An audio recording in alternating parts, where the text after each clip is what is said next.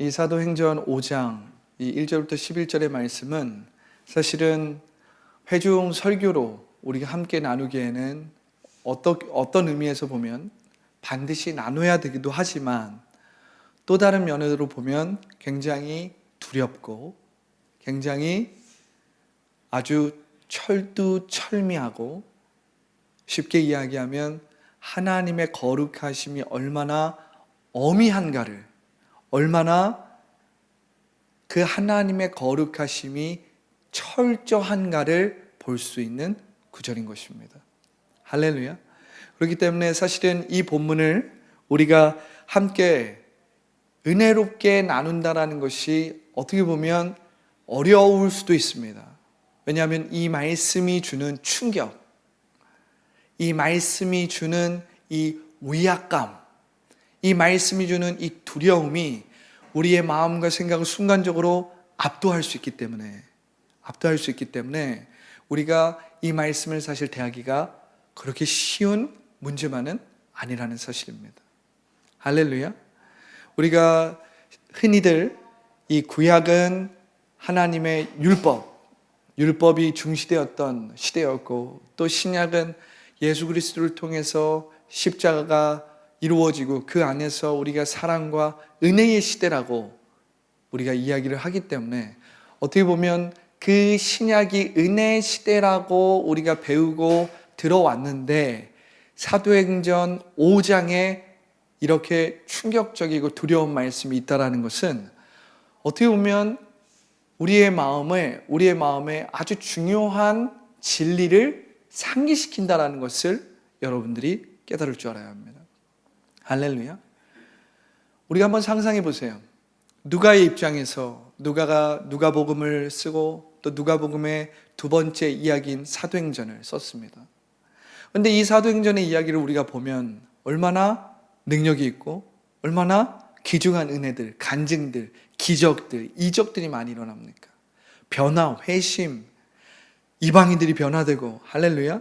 베드로가 병을 고치고, 바울이 회심하고, 바울을 통해서 교회들이 세워지고, 유럽의 교회들이 세워지고, 너무나도 놀랍고 너무나도 은혜로운 선교의 이 보고들이 이루어지잖아요. 그런데 누가는 이 사도행전 5장에 마치 잘 나가다가 정말 어떤 분은 그렇게 느낄 수도 있어요. 찬물을 끼얹는 어떤 그런 느낌을 받을 수도 있어요.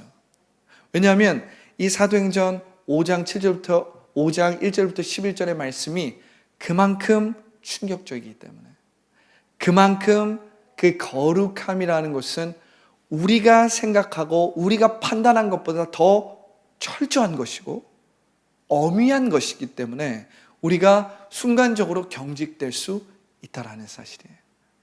마치 우리가 출애굽을 하고 이 출애굽의 제2의 지도자였던 여호수아가 여리고성을 점령하고 난 후 아이성을 점령하기 전에, 아이성을 점령할 때 여리고성보다 훨씬 더 규모가 작고 훨씬 더 병력이 작은 아이성을 점령하는데 이스라엘 백성들이 단번에 점령하지 못했잖아요. 왜 그랬죠?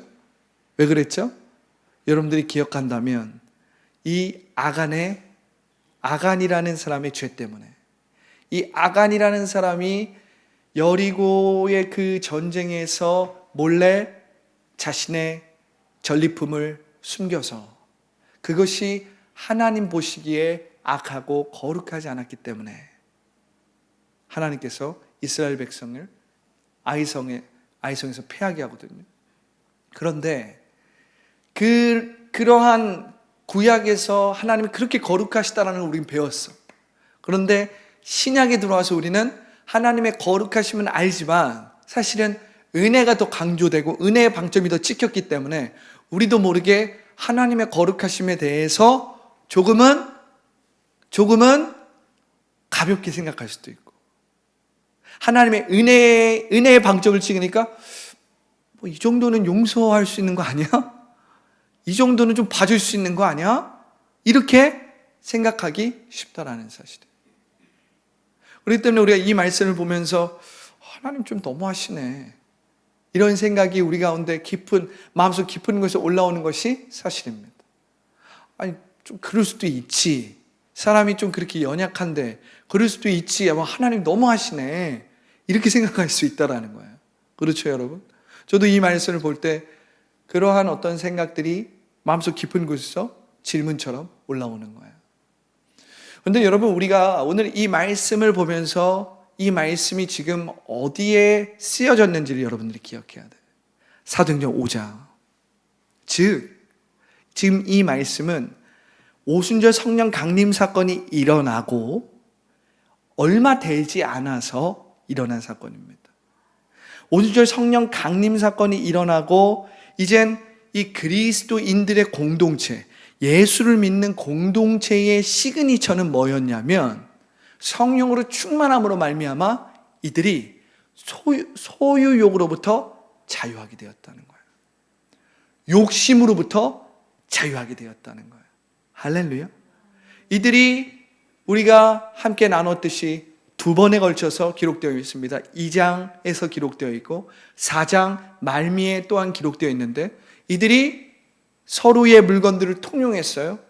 서로 부자는 자신의 재산과 자신의 땅을 팔아서 가난하고 헐벗고 못 먹고 못 입는 자들을 도와주고 섬기고 봉사해 주었습니다. 할렐루야. 이 모든 일들이 누가 시켜서 한 일이 아니었어요. 그들 스스로 자원해서 했습니다. 그들 스스로 마음이 우러나와서 그 일을 했단 말이에요. 제가 이 일에 대해서 여러분들과 몇 주 전에 나누기로는 이 사도행전의 그때 당시의 배경을 살펴볼 때 예수님을 믿는다라는 건 어떤 거라고 했어요? 그들이 자신들의 호적에서 파해질 것을 각오하고 예수님을 믿는 거라고 그랬잖아요. 그들이 그들의 주류 사회에서, 그들의 주류 문화에서 이렇게 쫓김을 받고 업신여김을 받고 심지어는 무시를 받고 일하는 곳에서 해고를 당할 수도 있고 심지어는 그들의 가족으로부터 완전히 끊어질 수 있는 그러한 환경이라 그랬잖아요. 그렇기 때문에 정말 당시에 예수님을 믿는다라는 것 자체가 이들에게는 생사가 달린 문제였어요. 그런데 너무나도 감사하게도 예수님을 믿는 자들 중에 좀 부유했던 사람들, 땅이 있던 사람들, 특별히 바나바 같은 사람들은 이 자신의 소유가 있었고 땅이 있었는데 바나바는 자신의 땅과 소유를 팔아서 사도들의 발 앞에 놓았습니다. 그래서 그 바나바를 위시해서 많은 조금 힘이 있고 좀 재산 있는 사람들이 예수님을 영접하고 그 은혜를 흘려보내는 너무나도 놀라운 일들이 있었다라는 거예요. 그러한 초기의 사도행전적인 교회에 갑자기 무슨 일이 일어난 거예요? 원수 마귀가 이 초대 교회에 흠집을 내기 시작한 거예요. 흠집을 내기 시작한 거예요. 이 초대 교회에 갑자기 성령의 역사가 막 일어나다가 갑자기 이곳에 속임이 들어오고 거짓이 들어오고 성령을 모독하고 성령을 속이는 너무나도 안타까운 죄가 들어온 것입니다. 여러분, 초기 사도행전 교회가 처음 세워지는 이 순수했던 이 교회에 이 기준이 무너지게 되면 앞으로 이젠 예루살렘을 중심으로 이루어질 교회의 기준이 흐려지게 되는 거예요. 기준이 무너지게 되는 거예요. 한 번 기준이 무너지고 한 번 그 기준이 제대로 세워지지 않으면 교회는 자정 능력을 잃어버리게 되는 거예요. 거룩함을 회복할 수 있는 자정 능력을 잃어버리면 끝나는 거예요. 그렇기 때문에 우리가 이 사도행전 5장의 말씀은 어떻게 보아야 되냐면 모든 교회들의 처음 세워진 그 교회, 그 처음 세워진 그 교회를 중심으로 모든 교회가 어떻게 성경적인 기준을 세워야 하나, 이것을 우리가 사도행전 5장을 통해서 볼 수 있다는 사실이에요. 할렐루야. 그만큼 이 1세대의 교회가 보여준 그 거룩함, 그 희생, 그 순교, 그리고 그 정신, 그리고 그들의 가르침은 이제 앞으로 세워질 교회들의 모범이 되고 본이 되어야 된다는 거예요. 할렐루야. 그래야만이 이제 앞으로 세워질 교회들이 때때로 실수하고 무너지고 혹시라도 죄의 문제로 타락하고 문제가 생기고 분쟁이 생겼을 때 어떤 게 있어요? 자정 능력을 회복할 수 있는 기준이 잡히는 거예요. 하나님의 거룩함에 대한 기준이 잡히는 거예요. 할렐루야. 그렇기 때문에 여러분, 우리의 기준을 결코 낮춰서는 안 됩니다. 할렐루야. 우리는 결코 우리의 기준을 낮춰서는 안 돼요. 지금은 어쩔 수 없어. 지금은 그냥 그 정도는 그냥 눈 감아줘야 돼. 그 정도는 그냥 봐줘야 돼. 점점 기준을 낮추면 어떻게 될까요?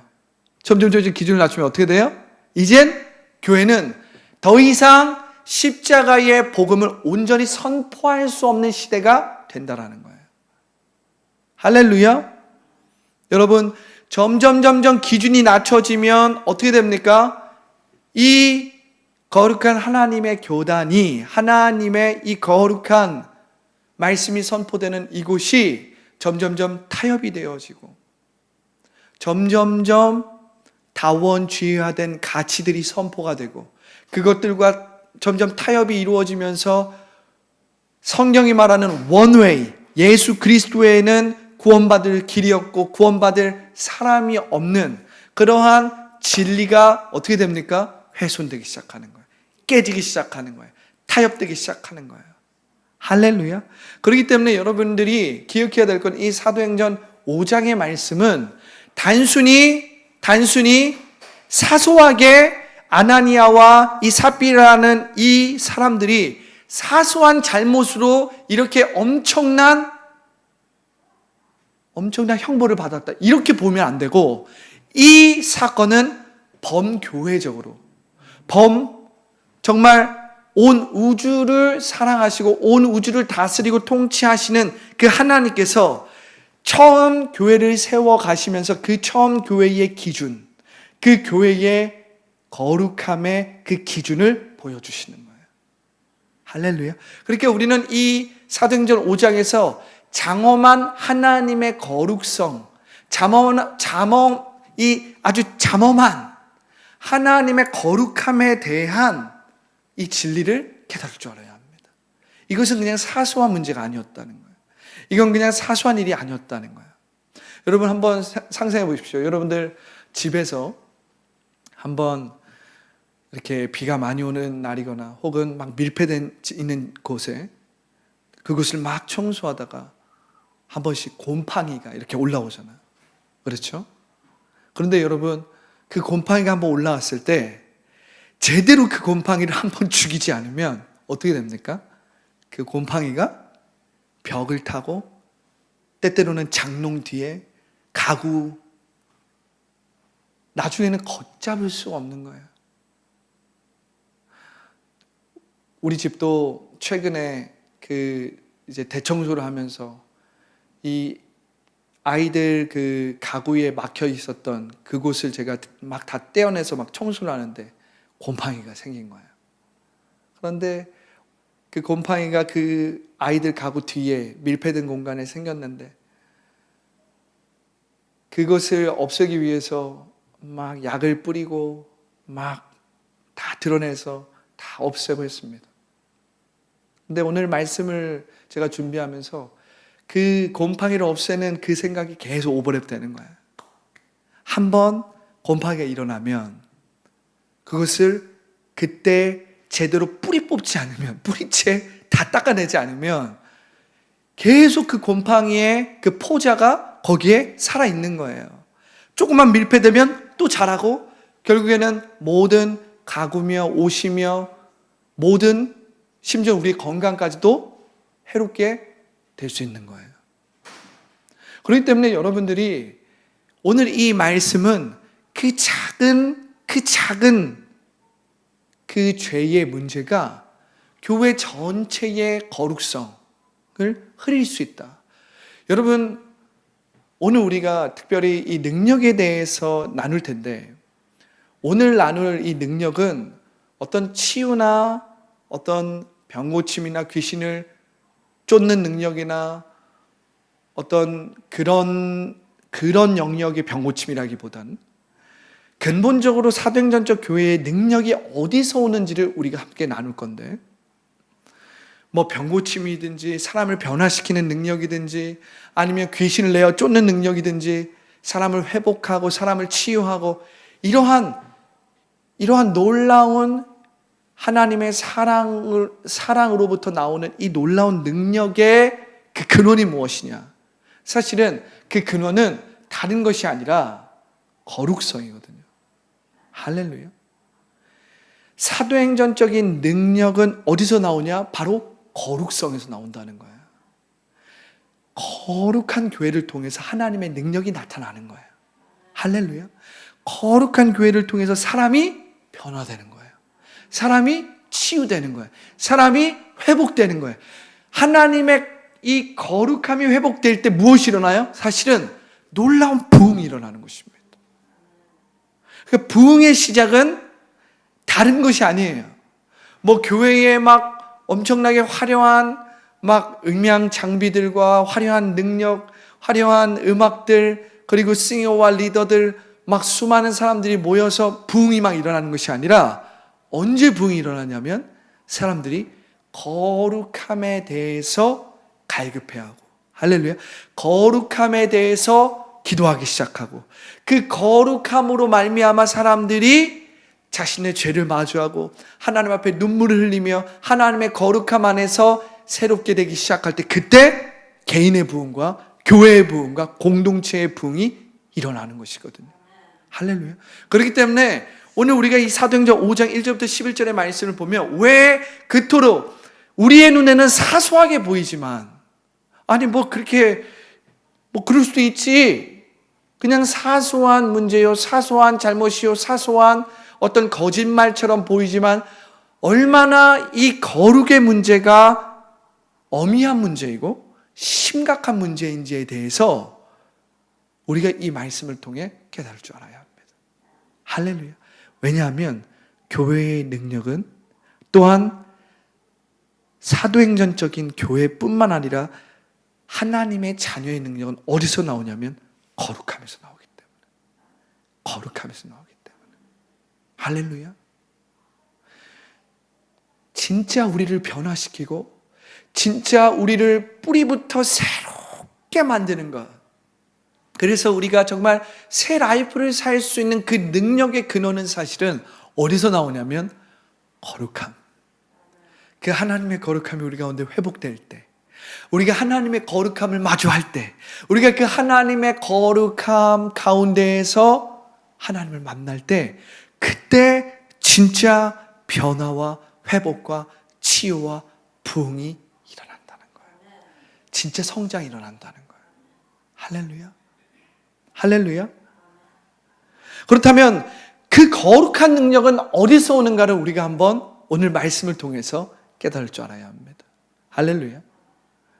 거룩한 능력은 과연 어디에서 오는가?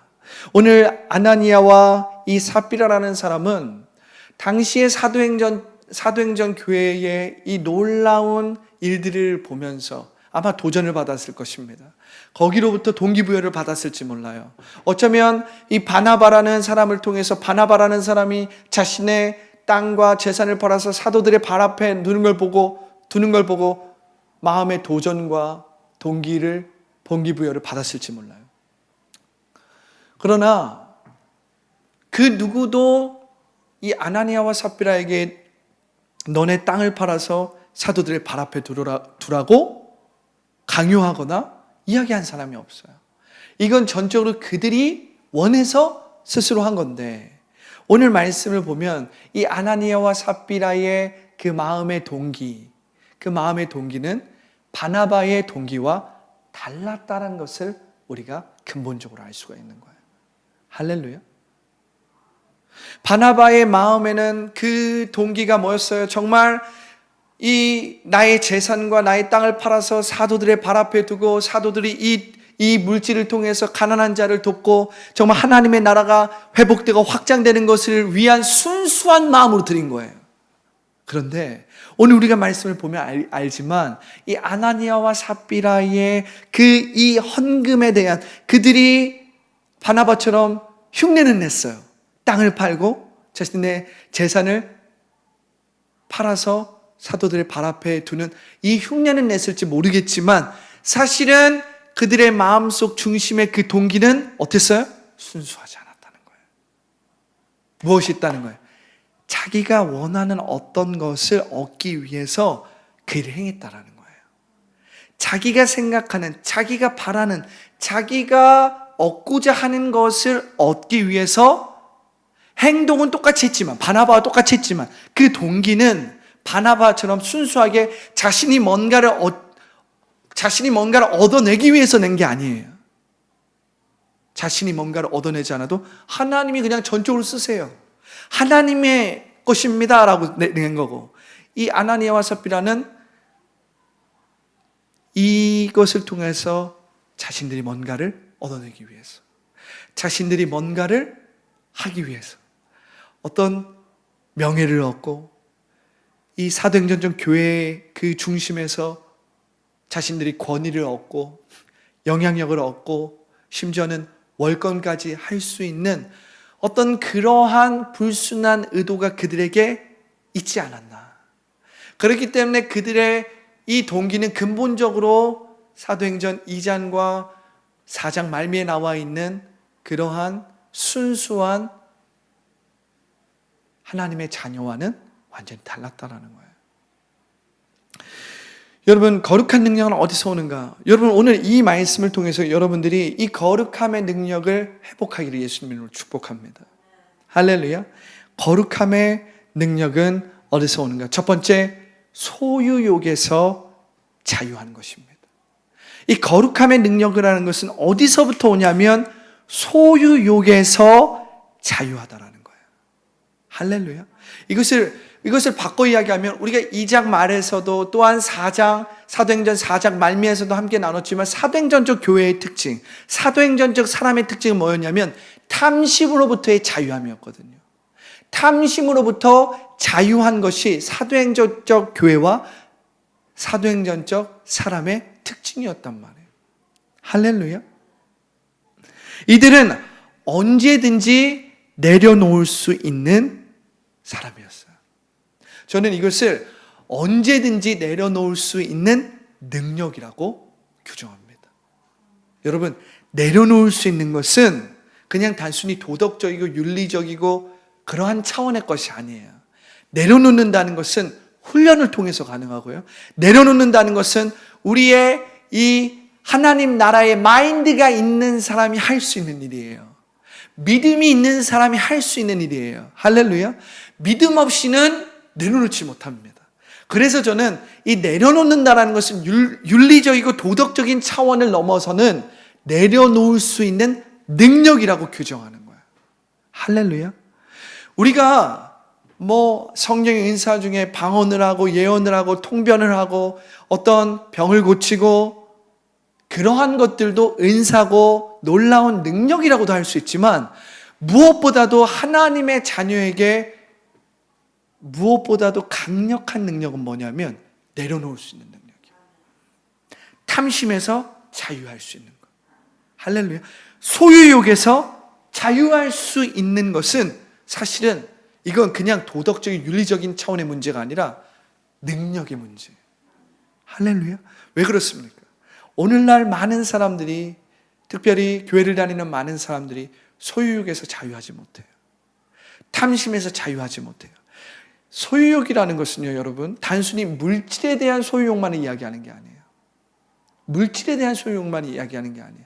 뭔가를 자기가 자기의 컨트롤에 두고 좌지우지하고 어떤 권위를 가지고 권세를 가지고자 하는 모든 영역이 소유욕이 될 수 있어요. 어떤 사람들은 사람을 너무나도 좋아합니다. 그래서 사람에 대한 소유욕이 있어요. 그래서 사람을 자기 옆에 두고 그 사람에 대한 어떤 소유욕을 가지고 영향력을 가지고 그 사람에 대한 어떤 그러한 영향력을 갖는 것에 대해서 굉장히 중시하고 그러한 것들을 통해서 자기의 존재를 나타내려는 사람들이 있어요. 특별히 이러한 범죄는 목회자도 피할 수 없습니다. 저도 피할 수 없어요. 그러니까 나의 성도를 만들고 나의 양을 만들고 내 사람들로 만들려는 이 유혹이 있단 말이에요. 어떻게 보면 정치인들도 명예욕, 어떤 그러한 권력욕이라는 것은 사람을 자기의 것으로 만들고 싶은, 사람을 자기의 것으로 삼고 싶은 그러한 탐욕, 소유욕이 있는 거예요. 그러니까 우리가 이 소유욕이라는 것을 물질적인 측면으로만 바라봐서는 안 되고 우리가 붙들고 나의 존재를 나타내고 나의 존재를 뭔가 보여주려고 하는 이러한 영역들이 소유욕이 될 수 있어요. 그런데 이 사도행전적 교회가 가지고 있었던, 사도행전적 사람이 가지고 있었던 이 거룩함은 어디서 오냐면 바로 소유욕에서 자유할 때 내려놓을 수 있는 능력을 가진 사람이 거룩함을 회복하게 되는 것입니다. 거룩한 능력이 그 사람에게 있는 거예요. 할렐루야. 그래서 우리는 때때로 계속 쥐고 그 문제를 해결하려고 하고 계속 쥐고 놓지 않고 있는 그러한 상태에서 벗어날 줄 알아야 돼요. 내려놓을 줄 알아야 됩니다. 주님, 이거 내 거 아닙니다. 주님 것입니다. 주님, 이거 내 문제 아닙니다. 주님이 해결해 주시고 주님이 책임져 주셔야 될 문제입니다. 주님, 이거 내 거 아닙니다. 주님의 것입니다. 주님 책임져 주시고 다스려 주시옵소서. 주님, 이 문제, 이 일은 내가 계획하고 내가 생각한 대로 이끌고 통치할 일이 아닙니다. 내가 생각한 대로 지휘할 일이 아닙니다. 이 계획 내가 붙들고 있지 않겠습니다. 주님께 의탁합니다. 주님께 의뢰합니다. 이게 내려놓는 능력이에요. 그럴 때에 자기의 의로부터 내가 벗어나서 하나님의 거룩하심을 내가 살 수 있게 되는 거예요. 하나님의 거룩하심을 내가 변화받을 수 있는 거예요. 할렐루야. 자, 두 번째는 무엇입니까? 거룩한 능력은 어디에서 오는가? 두 번째는 정직함에서 온다는 거예요. 할렐루야. 이 정직함은 무엇입니까? 이 정직함은 회개할 수 있는 능력입니다. 그래서 다윗은 시편 51편에 뭐라고 고백하고 있습니까? 정직한 영을 새롭게 하여 주시옵소서. 정직한 영을 새롭게 하여 주시옵소서. 할렐루야. 여러분, 우리는 항상 이 정직함을 우리의 무기로 삼을 줄 알아야 합니다. 그리스도인들에게 있어서, 여러분, 그리스도인들에게 있어서 이 정직함은 무기가 되어야 돼요. 그리스도인이라면 정직할 줄 알아야 된다는 거예요. 할렐루야. 심지어는 하나님을 믿지 않는 사람 중에서도 이 정직함에 대한 이 가치를 가지고 이 정직함이 얼마나 중요한지에 대해서 느끼고 정말 정직하게 살려고 하는 사람들이 있어요. 그러한 사람들은 10중 8구 성공하게 됩니다.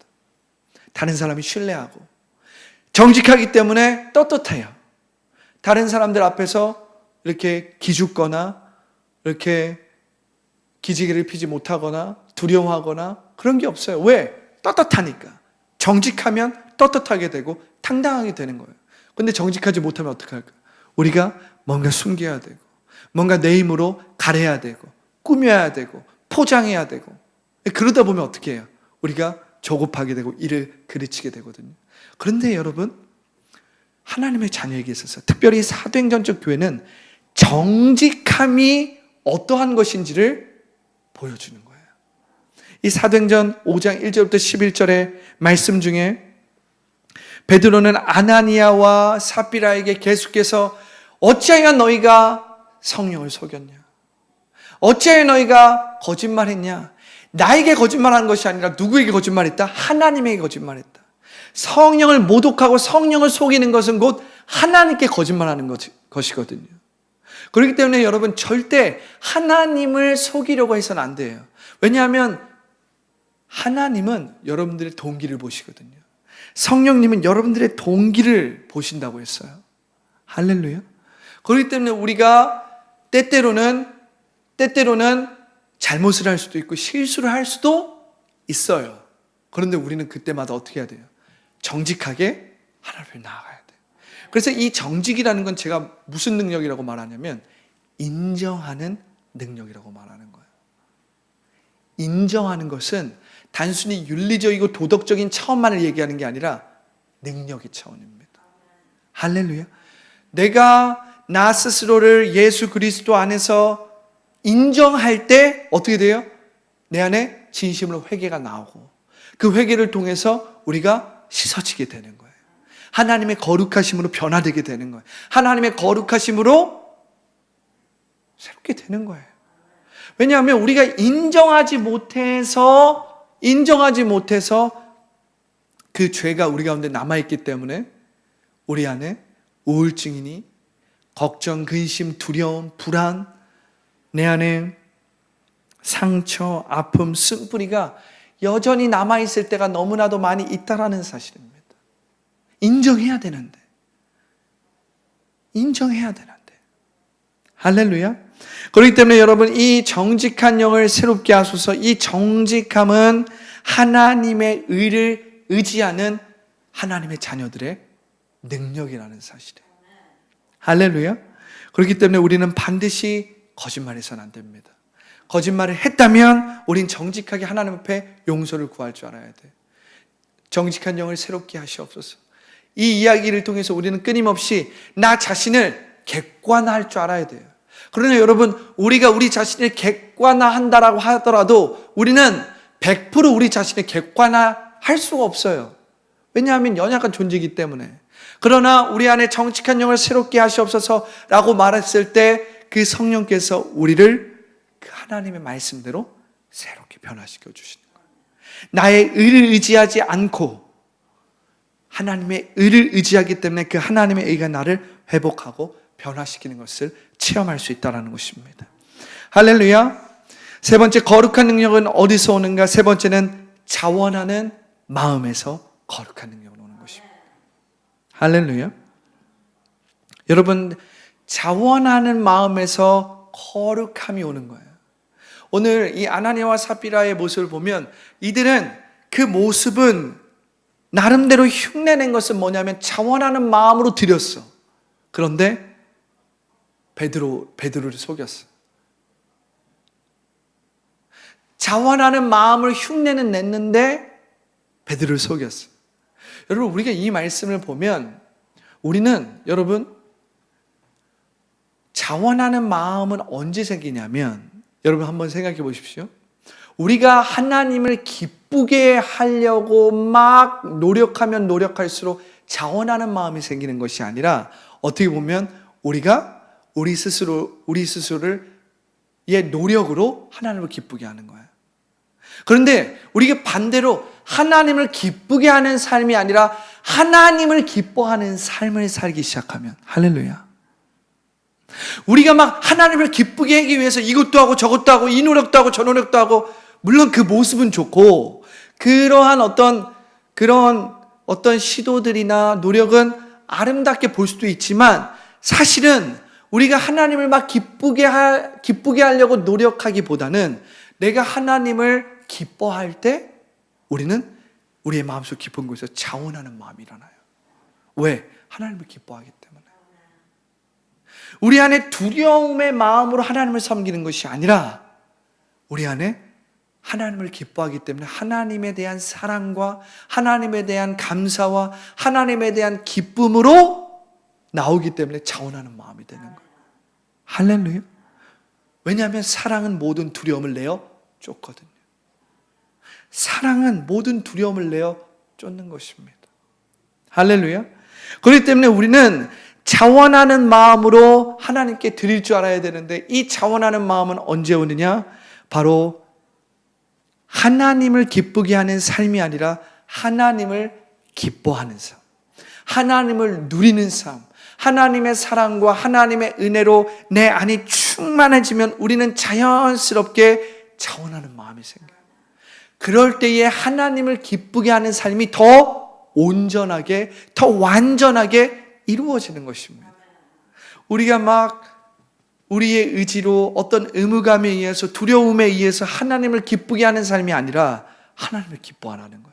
하나님이 내게 무엇을 행하셨는지를 누리고 나타내라는 거예요. 하나님이 내게 무엇을 행하셨고 예수 그리스도를 통해서 이미 성취한 그 일을 우리가 찬양하고 그것을 선포하고 그것을 붙들고 기도하고 나아갈 때 어떻게 됩니까? 우리가 하나님을 기뻐하게 되는 거예요. 하나님이 내게 행하신 일들을 누리게 되는 거예요. 그러면 자연스럽게 나는 하나님이 하신 일을 나타내는 그 능력으로 살아가게 되는 거예요. 그것이 바로 자원하는 마음입니다. 그렇기 때문에 여러분들의 믿음의 분량에 따라서 드려야지, 그 믿음의 분량이 아닌 여러분들이 그냥 저 사람이 저렇게 하니까 멋져 보이고, 저 사람이 저렇게 하니까 축복을 받았네, 그래서 내가 저 사람이 한 것처럼 흉내내서 뭔가 하려고 하면 여러분들 큰일 날 수가 있어요. 바나바라는 사람은 그러한 믿음과 그러한 자원하는 마음이 되었기 때문에 그렇게 드릴 수 있었던 거예요. 그런데 바나바의 모습을 보고 바나바가 저렇게 한 그러한 일들을 보고 나도 내 믿음이 그러한 분량이 아닌데 막 하려고 한다? No.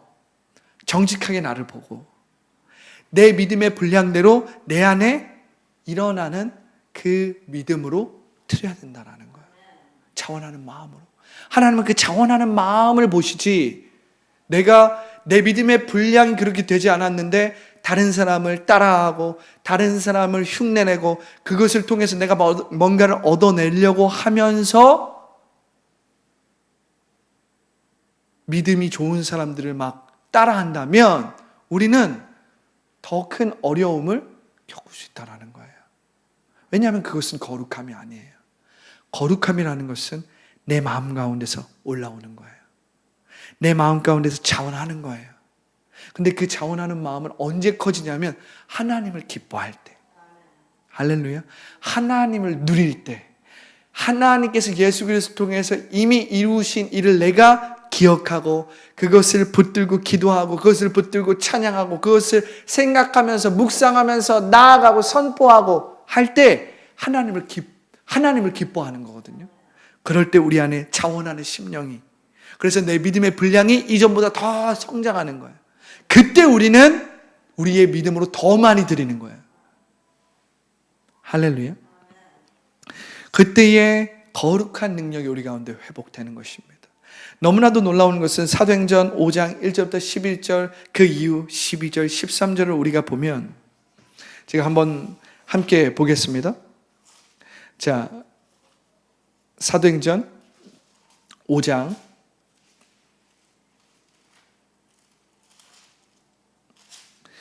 12절, 14절을 보면 이렇게 기록되어 있죠. 오늘 이 말씀을 읽으면서 오늘 말씀을 마무리합니다.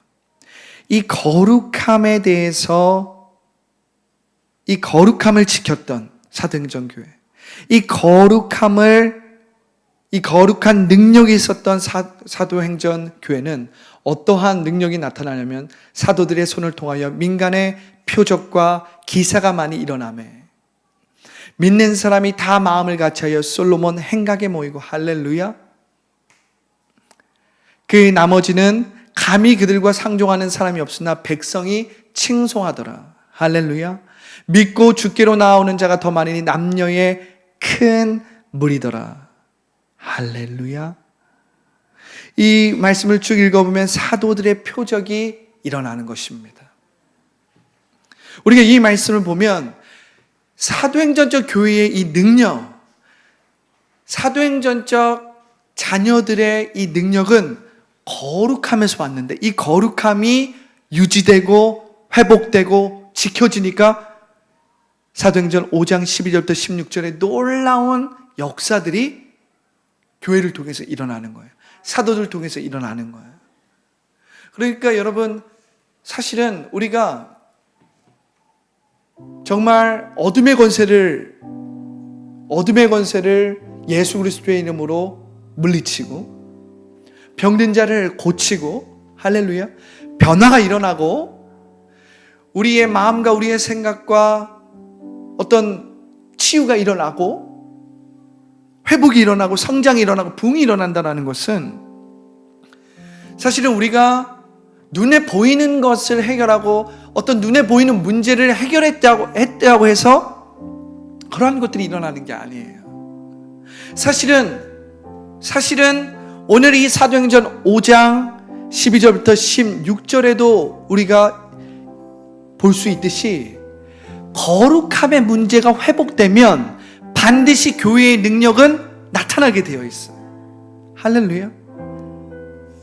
이 말씀은 우리 교회뿐만 아니라 우리 한국교회 전체가 이 말씀을 보면서 다시금 사도행전적 교회의 능력이 어디에 있었는지를 근본적으로 생각할 줄 알아야 된다는 것입니다. 사도행전적 교회의 그 능력의 근본은 뭐였냐면, 그 근원은 뭐였냐면 거룩성에 있었다는 거예요. 구별됨이 있었다는 거예요. 할렐루야. 정직성, 탐욕과 소유욕으로부터의 자유함, 할렐루야. 인정하는 거예요. 나의 연약함을 인정하는 거예요.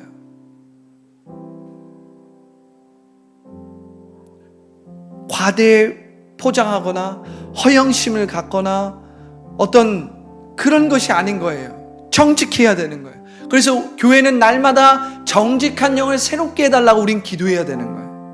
할렐루야. 왜냐하면 교회가 정직하면 정직할수록 교회는 떳떳해지는 거예요. 그런데 교회가 정직하지 않으면 어떻게 해요? 숨겨야 돼요. 포장해야 돼요. 근데 교회가 정직하다면 세상 사람들 가운데, 사회 가운데 우리는 떳떳하게 복음을 전파하고 나아갈 수가 있는 거예요. 그리고 교회가 정말 이 거룩함을 회복할 때 우리는 하나님을 기뻐할 수 있는 거예요. 하나님을 기뻐할 수 있는 거예요. 할렐루야. 왜냐하면 하나님의 그 임재는 거룩한 임재란 말이에요. 거룩한 임재예요. 근데 그 거룩한 임재를 우리가 누리기 위해서는 우리가 이 세 가지를 반드시 기억해야 돼요. 소유욕으로부터의 자유, 묶여 있으면 안 돼요. 이 탐심에 매여 있으면 안 돼요. 우리가 예배를 드리고 뒤돌아서면 또 탐심에, 육신의 정욕과 안목의 정욕과 이생의 자랑에 또 붙들려서 매이면 안 되는 거예요. 할렐루야. 정직해야 되는 거예요. 정직한 영을 새롭게 하여 주시옵소서. 나의 연약함을 인정해야 되는 거예요. 나의 부족함을 인정해야 되는 거예요. 그것을 포장하고 가리고 그럴듯한 말로 No, 그게 아니라 있는 그대로 그 나의 연약함과 나의 부족함을 나의 의로 대체하려고 해서는 안 돼. 하나님의 의를 의지해야 돼. 인정해야 돼. 할렐루야. 그리고 우리가 막 하나님을 기쁘시게 하는 삶, 그게 아니라 하나님을 기뻐해야 돼. 하나님을 기뻐해야 돼. 하나님을 기뻐하면 기뻐할수록 하나님을 정말 기쁘시게 하는 삶을 살아갈 수가 있는 거예요. 할렐루야.